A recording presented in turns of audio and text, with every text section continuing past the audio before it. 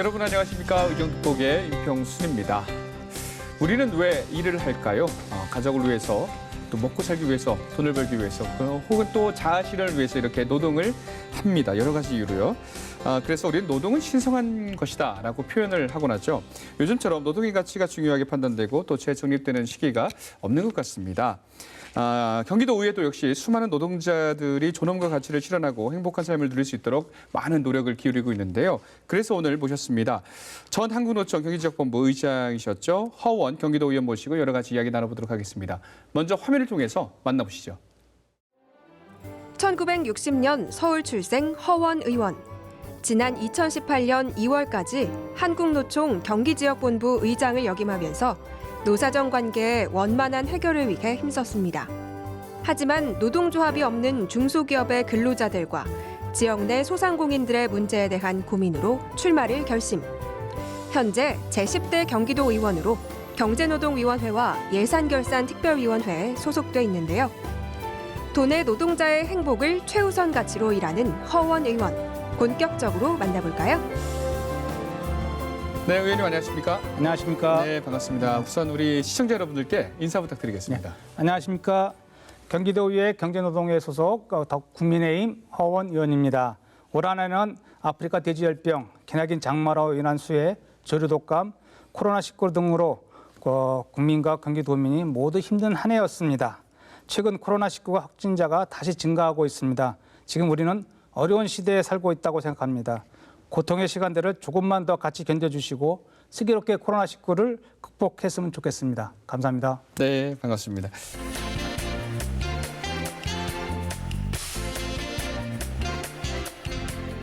코로나19가 이제 해를 넘어서도 이렇게 다소 기승을 부리고 있습니다. 이럴 때는 역시 노동시장도 굉장히 힘들고 심각해지는 분위기죠. 현장은 어떻습니까? 굉장히 어렵습니다. 이제 코로나19가 계속 증가가 속도가 늘어나면서 어려운 부분들이 거기에서 나오는 중소기업 그다음에 소상공인 자영업자들이 굉장히 어려움을 겪고 매출도 굉장히 급격하게 떨어지는 그런 위기가 와가지고 상당히 위협이 느낄 정도로 어렵습니다. 네. 이런 부분에서 우리가 어떻게 이 부분들을 조금이라도 아울 수 있을지에 대해서 경기도에서 같은 고민을 하고 있습니다. 고용률도 엄청 좀 심각하고 취업률도 좀 심각할 것 같고요. 특히 2021년은 더 심각하지 않을까, 좀 좋아져야 되는데 어떻게 보십니까? 네, 맞습니다. 이게 청년 실업이 굉장히 어려운 부분들인데 그리고 그 고용률이 굉장히 떨어지고 있습니다. 그 중에서도 지금 현재 코로나19로 인해서 이제 남성보다 여성 실업자들이 더 많이 늘어나고 있는 실정입니다. 그런 부분들을 어떻게 왜 이런가를 봤을 때는 이제 부부가 이제 맞벌이를 하고 부분인데 유아교육 부분대에서 이제 애들을 못 맡기니까 이제 그러다 보니까 어쩔 수 없이 이제 퇴사를 하고 이제 애를 봐야 되는 이런 부분들도 많이 생기고 이런 부분에서 우리가 정부가 빨리 이런 코로나19 대비해서 많은 지원이 돼야 될 거라고 봅니다. 그렇군요. 아무래도 아빠보다 엄마가 퇴사하는 경우가 많이 있기 때문에 여성 실업률이 높아지는군요. 네, 그럴 수밖에 없는 것 같습니다. 알겠습니다. 어쨌든 한국노총에 오래 계셨으니까 이 노동 문제와 관련된 다양한 좀 고민과 대책들 여러 가지 또 이제 의회로 왔으니까 여러 가지 고민을 하셨을 것 같은데 먼저 소상공인 이야기를 한번 꺼내볼게요. 지금 누구보다도 작년부터 해가지고 추운 겨울을 나는 건 역시 소상공인이 아닐까 맞습니다. 이런 생각이 듭니다. 이를 위한 현실적인 지원책을 물어보기는 굉장히 어려운 문제인데 어떻게 보십니까? 지금 현재 먼저 긴급 재난지원금을 지급을 해서 이제 급한 불은 껐습니다. 그렇지만 그게 현실적인 대안은 아니고요. 그래서 정부에서도 이제 임대료를 낮춰주면은 세금을 감면해주겠다는 정책을 추진하고 있지만은 이 또한 실효성이 크게 있지는 않을 거라고 봅니다. 그리고 또 이제 정부에서 추가적인 지원금을 준다 하지만은 어떻게 보면 이제 언발에 오줌 누는 격이 아닌가 하는 생각을 갖게 됩니다. 왜냐하면 사람마다 지역마다 그다음에 체감하는 재난이 체감하는 온도가 다 틀리기 때문에 지자체의 특성에 맞게끔 지원을 해줘야 되지 않는 게 않나 하는 생각을 갖습니다. 그런 부분에서 저희 경제노동위원회는 경기도 신용보증재단 그리고 이제 경기도 시장상권진흥원 등을 통해서 전담반을 꾸미고 거기서 신용보증심사의 인력 확대나 보증 신청 간편화, 그다음에 시정소상공인 사업의 방역소도 확대, 그다음에 피해 상담 인력 확대 등 가동 조치를 취했습니다. 그래서 앞서 드린 21년도 예산 심의 과정에서도 소상공인과 자영업자, 중소기업 들에 대해서 초점을 맞춰서 예산을 짰다는 말씀을 드리겠습니다. 그렇군요. 잘 돼야 되는 중앙 정부에서도 대책을 하지만 경기도에서도 지금 말씀하신 것처럼 오히려 발빠르게 경기도가 많이 좀 진행하고 있는 것 같아요. 어떻게 보면. 그렇습니다. 맞습니까? 네, 맞습니다. 그런데 무엇보다 필요한 건 제가 생각하기에는 은행의 문턱이 너무 높기 때문에 소상공인들이 자영업자분들이 쉽게 좀 돈을 빌리고 이런 게 정말 중요하지 않습니까? 아까 말씀하신 신용보증 같은 경기도 신용보증을 위해서 그런 게 좀 어떻게 조금 문턱이 좀 낮아질 수가 있을까요?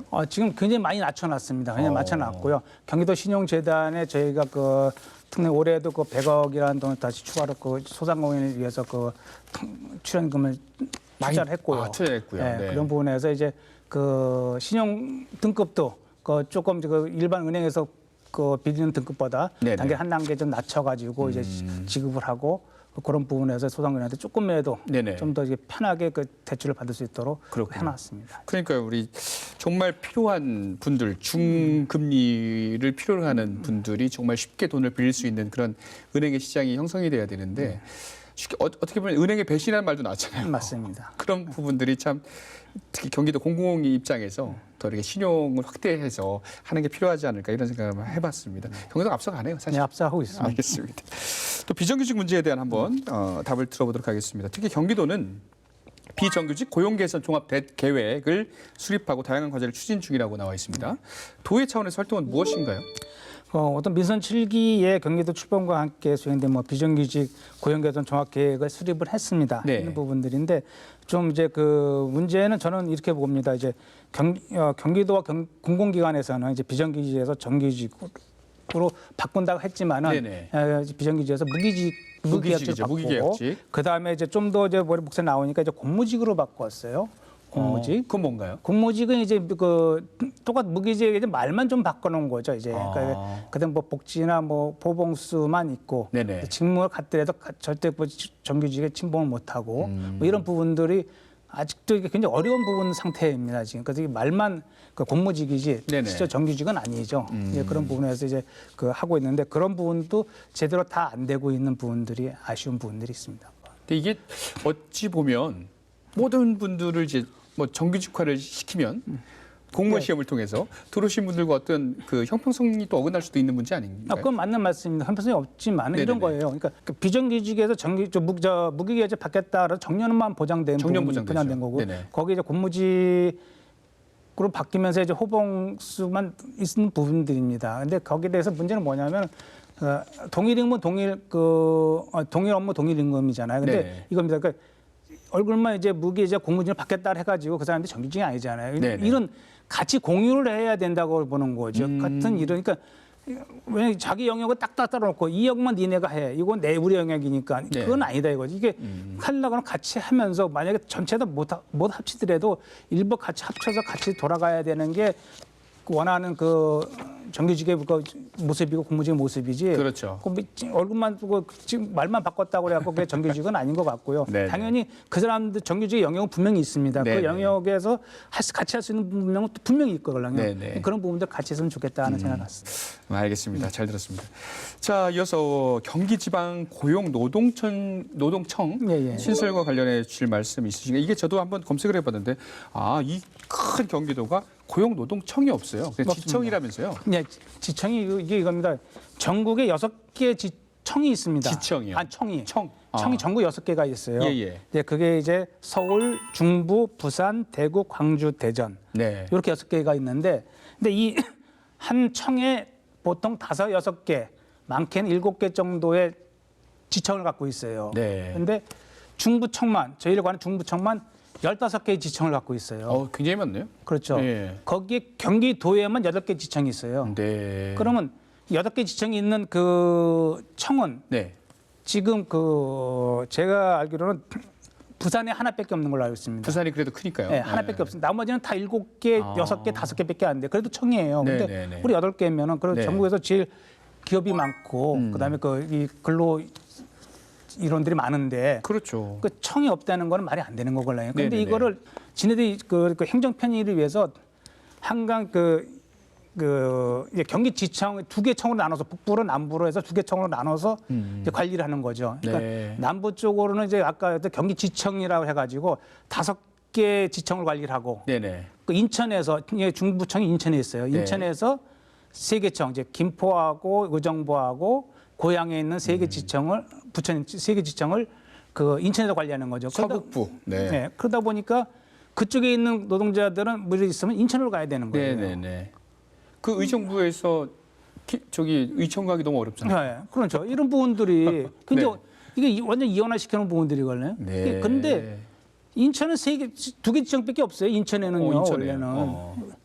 근데 이 거기에 중부청이 있으면서 이 강원도까지 5개를 강원도, 경기도, 인천을 관리한다는 건 말이 안 되잖아요. 이 언제 생긴 거예요, 중부청이? 여기 한 10년 좀 넘었습니다. 그래서 10년 전부터 저희가 이걸 계속 요구하고 있었는데 이제 그 아직까지 그 이루어지고 지지 않는 상황이걸랑요. 좀 문제가 많은데요? 굉장히 많습니다. 경기도가 인구가 얼마인데요? 노동 인구가. 그러면 노동 인구가 우리가 말도 안 되는 거고 이거는 얘기를 따라줘도. 근데 이 그 8개 지청이 있는 상태에서 한 개 지청은 무조건 있어야 되는 게 그리고 그러면서 이 노동 업무 그 서비스, 산업재배나 이런 뭐 구직 정보 이런 부분들의 그 서비스가 이루어져야지 되는데 그게 원활하게 이루어지지 않는 게 좀 아쉬운 부분이 있는 거예요. 아무래도 청이 들어서는 거하고 그냥 지청으로 운영되는 거랑은 너무 차이가 클 거 아니에요. 그러면 청이 들어서는 보통 6급 관리자가 오느냐, 5급 관리자가 오느냐, 4급 관리자 이거 완전 틀린 거예요.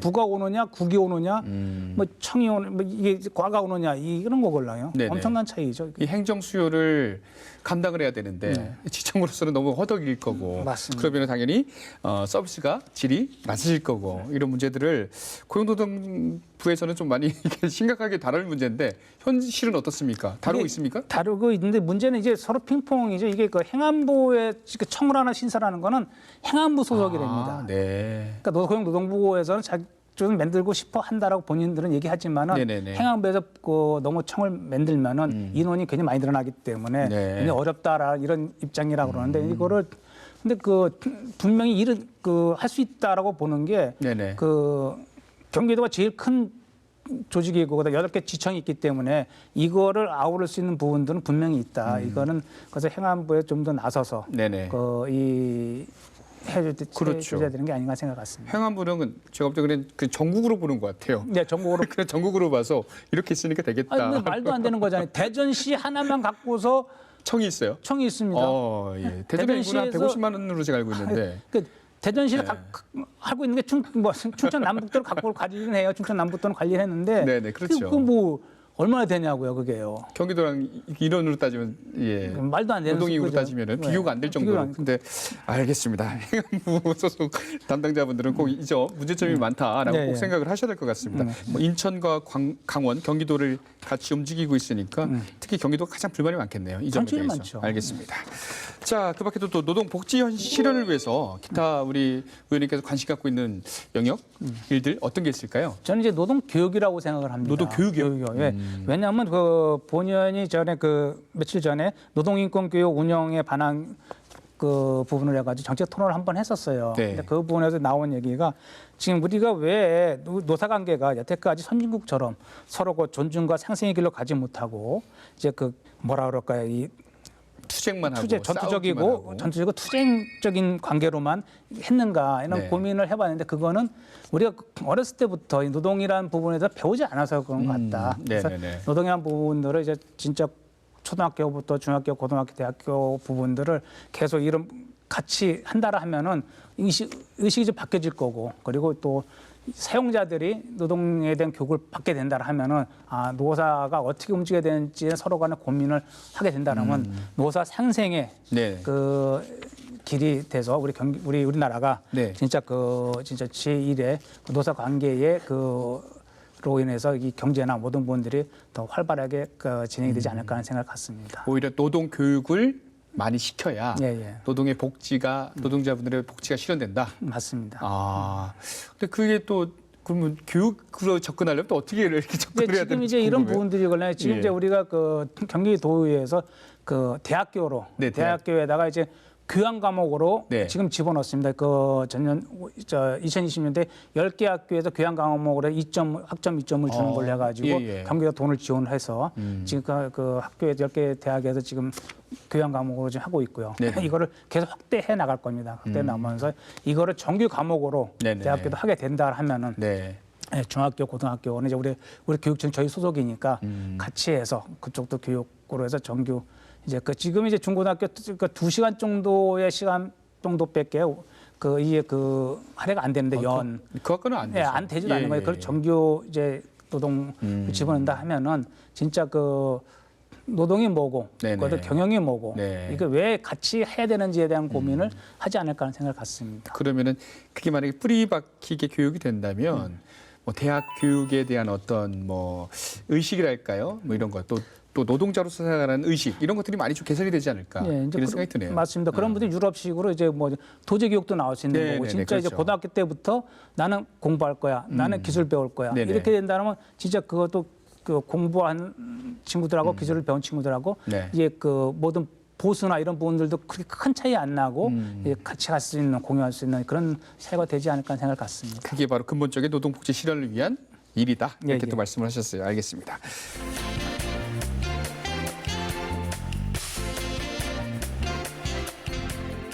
자, 그리고 경기도 내 노인 인구, 어르신을 위한 이야기를 해볼까 합니다. 먼저 경기도 고령 인구 현재 얼마나 됩니까?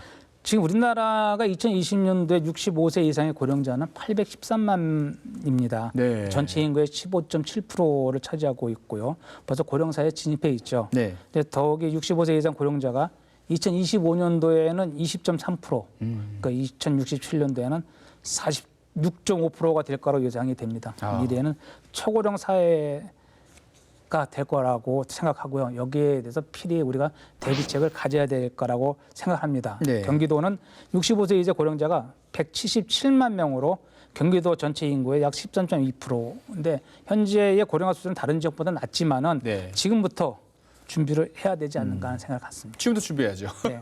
그 대책으로 대표 발의하신 것이 있는데 노인복지 전담 중앙행정기구 신설 촉구 그 건의안이에요. 중앙행정기구요. 노인복지를 전담하는 기구. 이게 어떤 건가요? 이제 이런 겁니다. 지금 현재 우리나라의 노인복지 관련 정책을 다루는 부서가 조금씩 껴있는 게 11개 부처에 그래서 27개 과에서 분산으로 해서 조금씩 노인 복지에 대해서 다루고 있어요. 그러다 보니까 이게 정책 간 일관성이 없고 효율성이 떨어지는 거죠. 그러니까 이런 거를 노동부를 만들든지 노동청을 만들든지 단 독자적인 기구를 만들어서 노인들을 앞으로 초령 사회에 있는 노인들을 앞으로 이분들 전담을 해서 할 수 있는 그런 기구를 만들어 달라는 겁니다. 중앙에서요? 중앙에서요. 중앙에서 만들어야 전담 기구가 어떻게 보면은 탑다운으로 명령이 떨어졌을 때 일맥상통하게 떨어진다는 거죠. 그렇죠. 이게 여러 군데서 찌끔찌끔 하는 거를 하나 다 묶어서 한다 그러면 경기도도 이제 노동국이나 이런 게 생기는 거겠죠. 그렇죠. 그걸 생겨서 노인국이 생기는 거고 노인분들에 대한 직접 전담해서 그분들의 어려운 부분들 이런 부분들을 챙길 수 있는 그런 게 되지 않겠나 생각을 갖습니다. 오히려 신경이 더 잘 써지겠네요. 새는 구멍이 없겠네요. 어떻게 보면은. 그렇게 된다라면 이제 우리 노인분들의 지금 그게 홀로 된다 그러면 원래 떨어지게 되면 이제 자살률도 좀 높을 수도 있고요. 어르신들이 이 심심하다 보니까 굉장히 어려운 분들이 많습니다. 이런 거를 우리가 챙길 수 있는 국이나 이게 도에서는 생기면은 굉장히 그렇죠. 관리가 쉬워지지 않을까. 앞으로 고령화 사회에서 이제 노인이 행복한 나라가 진정한 또 선진국으로 가는 길 아니겠습니까? 맞습니다. 가까운 일본은 굉장히 잘 돼 있다고 제가 알고는 있는데 우리나라도 그 길을 좀 가야 되겠죠. 네, 맞습니다. 그런데 지금 촉구안을 건의를 하셨는데 현재는 그럼 어떤 상황이에요? 지금 현재 이제 법안으로 지금 준비를 중입니다. 양쪽 더불어 민주당 의원님과 이제 우리 국민의힘 의원님들이 지금 법안들을 다 내놓고 있는데 그게 이제 서로가 조율이 된다면 하나의 법안이 돼서 빠른 시일 내에 통과가 됐으면 좋겠다는 말씀을 드리겠습니다. 그래서 지금 약간 법안을 마련하자라는 단계군요. 알겠습니다. 그걸 또 이렇게 경기도에서 또 의원님 대표로 또 이렇게 촉구를 하셨으니까. 저희 경제노동위원회 소관도 있는 부분이지만은 노인 일자리나 이런 부분들이 다 같이 해야 되는 부분들이라고 하려면. 그렇죠. 알겠습니다. 그러면 또 새로운 일자리가 많이 창출이 되겠죠. 맞습니다. 예. 예.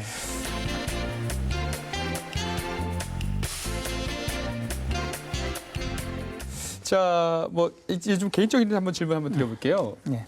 의원님 지금 국민의힘 소속이시잖아요. 예, 맞습니다. 비례대표시죠? 예, 예. 그럼 의정 활동하시기 좀 힘들지 않으세요? 경기도의회에서 약간 그 더불어민주당이 이게 몇 석이죠? 이거 131석이 그죠? 예, 예. 국민의힘은 5석이. 굉장히 어려우시지 않나 이런 질문 한번 드려보면 어떨까요? 이제 어렵습니다. 예. 보니까 저희 상임위에도 그 14명인데 14명 중에 저 혼자만 이제 혼자고 네. 13분이 더불어 의원님이십니다. 네. 그러다 보니까는 어쨌든 그분들 집행부 저는 아쉬운 게 집행부하고 의원들의 견제 기구가 견제가 제대로 되지 않고 네네. 그대로 걸러지자 그대로 물을 흐르듯이 흐르는 게 좀 아쉽다. 중간중간 끊어주면서 이분들 잘못된 거는 탁탁 잘못된 거를 해주고 지나가야 되는데 네. 지적은 하지만은 그냥 이게 브레이크도 못 걸고 그냥 덮고 가는 게 그냥 아쉽다라는 생각을 갖습니다. 이제 올해 예산에서도 마찬가지로 보여왔듯이 네네. 그 말은 만약에 양당 체계였다 그러면 어느 한쪽이 무슨 잘못된 점은 분명히 짚고 넘어가고 그거에 대해서 고민을 하고 네. 바꿔주고 네. 이 구치나 도민들을 위해서 뭔가의 그가 중요한 것인지 우선순위인 거에 대한 것인지에 대해서 바뀌었을 텐데 네. 그게 없이 간단히 좀 아쉬운 부분이 있는 거죠. 그러니까 저희도 의정 돋보기도 방송이니까 형평성을 갖춰서 네. 이렇게 섭외를 많이 해드려야 되는데 네. 귀한 존재세요. 인원수가 5분밖에 안 계셔가지고 맞습니다. 이게 귀한 자리를 해서 예, 이렇게 예. 한번 발언할 기회를 좀 드린 겁니다. 고맙습니다. 자, 또 노동운동 열심히 하시다가 네. 한국노총에서도 활동 많이 하시다가 이렇게 또 정치인으로서의 삶이 쉽지만은 않을 것 같은데 개인적으로 도움이 되는 사람이 있으면 누가 있어요? 그래도 고맙다 이런 분들. 저는 가족이라고 생각합니다. 가족분들요? 예. 왜냐하면 제가 그 노동운동을 30년 하고 정치 들어왔지만은 계속 그 집안보다는 외부에서 일을 하고 네. 외부에 있는 그 식구들을 챙기는 데만 거의 이점이었지 집 챙기는 거는 거의 뭐 없었잖아요. 거의 네. 그런 부분에서 저희 집사람이 그래도 네. 묵묵히 그냥 그 아무 소리 없이 그냥 제 뒤 수발을 해준 게 네. 너무 고마운 부분들이죠. 그래서 그렇군요. 항상 우리 집사람한테 고맙다는 말씀을 드립니다. 네, 알겠습니다. 밖에 정치인 잘하셨는데 집안 정치인 잘못하셨다. 이렇게 결론 내리겠습니다. 예. 정치인 허원을 한마디로 표현하면 어떻게 표현하시겠습니까? 네, 허원은 비행기다. 비행기요? 네. 왜냐하면 그 도민과 함께 꿈과 행복을 싣고 목적지까지 빠른 시간 내로 네. 가야 되니까. 아, 빠른 시간 내에. 네. 알겠습니다. 빨리 코로나19도 없어져가지고 맞습니다. 비행기 타고 빨리 좀 날아가야 되는데. 맞습니다. 알겠습니다. 자, 앞으로 어떤 정치인이 이제 되고 싶은지 한 말씀 부탁드려도 될까요? 예, 그 제가 처음에 정치를 입문했을 때 이제 예. 발로 뛰고 네. 낮은 자세로 봉사하는 마음으로 살겠다고 마음을 다짐했습니다. 그래서 낮은 자세로 네. 도민의 목소리를 듣고 빠르게 실천하는 의원이 네. 되는 길을 되고 그거를 기억해 주는 의원을 남기를 바라겠습니다. 알겠습니다. 허원항공의 허원 비행사님, 예, 비행기 타고 정치 잘 해주시고요. 자, 이제 아직까지 못한 말씀 있으시면 이제 카메라 보시고요. 마지막 인사 좀 부탁드리겠습니다. 네. 지난해는 굉장히 어려웠던 것 같습니다. 21년 신춘년 새해에는 모든 일이 술술 풀리는 한 해가 되시길 기원드리고 저는 경기도의회에서 도민들을 위하여 열심히 챙기는 경기도의원이 되겠습니다. 감사합니다. 새해 복 많이 받으십시오. 네, 의원님께서도 새해 더 건강하시고요. 왕성한 활동 부탁드리겠습니다. 새해 복 많이 받으십시오. 복 많이 받으십시오. 예, 오늘 말씀 고맙습니다. 네, 감사합니다. 네. 자, 2021년 신축년입니다. 유난히 힘들었던 지난해의 위기를 넘어서 새롭게 도약하는 한 해가 될 수 있도록 의정 돋보기에서도 우리 의원님들 그리고 우리 시청자 여러분들 응원의 힘을 이렇게 불러 일으켜 드리도록 하겠습니다. 전 다음 시간에 다시 찾아뵙겠습니다. 시청해주신 여러분 고맙습니다.